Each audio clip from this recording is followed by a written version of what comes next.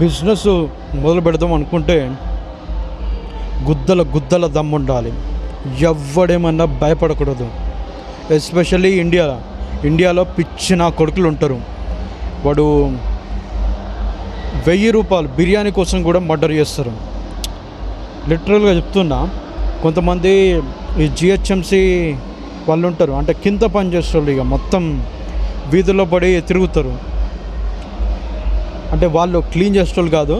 కొంతమంది ఉంటారు, వాళ్ళు ఈ రెస్టారెంట్కి పోయి, చిన్న రెస్టారెంట్లు ఉంటాయి, పాపం వాడికి చదువు రాదు, వాళ్ళ దగ్గరకు పోయి వాళ్ళని భయపెడుతుంటారు అనమాట. అరే నీకు ఈ లైసెన్స్ లేదు, అది లేదు, మీరు జైలుకి పోతారు, మేము కేసు చేస్తే అంటే వాడు పాపం భయపడిపోయి వాడు డైలీగా 500 1000 రూపాయలు మూట చెప్తాడు.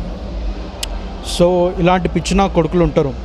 మీరందరూ ఇలాంటి వాళ్ళని తట్టుకుంటారు, ఇలా తట్టుకొని ఎదగగలుగుతా అనుకుంటేనే ఇండియాలో బిజినెస్ స్టార్ట్ చేయండి.